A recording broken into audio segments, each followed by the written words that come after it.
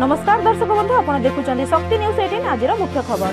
वज्रकप्ता उद्धार करने जाई वन कर्मचारी माने आक्रमणर शिकार। मलकानगिरी रामकोंडा ग्राम में वज्रकप्ता रखिथिबा संपर्क में भुवनेश्वर पीसीसीएफ कार्यालय सूचना पाई गतकाली राति 10टा समय मलकानगिरी वनांचल अधिकारी वासुदेव नायक नेतृत्व में 16 जन वन कर्मचारी माने वज्रकप्ता को उद्धार करने जाइथिबा बेले ग्रामवासी मानक आक्रमणर शिकार होई वनांचल अधिकारी समेत किछि वन कर्मचारी माने आहत होइथिबार सूचना मिली। घटनार प्रकाश जे भुवनेश्वर पीसीसीएफ कार्यालय गत संध्या 9टा समय मलकानगिरी वनांचल अंतर्गत एमबी 17 फरेस्ट निकटस्थ नामकोंडा ग्राम में एक वज्रकप्ता को धरी रखा जाइछि। एणु तुरंत उद्धार करने निर्देश आसिबा परे तत्क्षणात मलकानगिरी वनांचल अधिकारी वासुदेव नायक नेतृत्व में 16 जन वन कर्मचारी राति 10:30 रे नामकोंडा ग्राम में पहुंची। नामकोंडा ग्राम ठारू किछि दूर रे एक धानखला रहिथिबा बेले सेठारे थिबा एक काठगंडीर कोरड मध्यरे वज्रकप्ता को रखी सबुदिन राति रे प्राय 10 रु 20 जन वज्रकप्ता को जगी रहंती। वन कर्मचारी माने उक्त धानखला रे पहुंची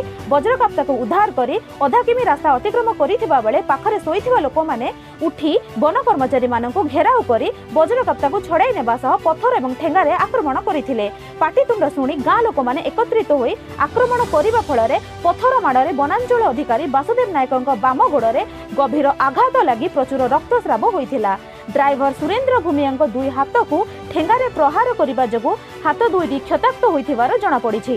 अन्यमानक मध्यरे फरेस्टर मुरलीधर अनुगुलिया, मोहन गुड़िया, राजेश कुमार सेठी, फरेस्ट गार्ड अर्जुन बटे, सचिदानंद जेना, गुप्तचंद्र दूर पत्थर एवं ठेंगा माड़रे आहत होइथिबार जଣା पड़िछि। ए संपर्क में स्थानीय मलकानगिरी थाना रे वन विभाग तरफ आज एतला दिया जाइछि।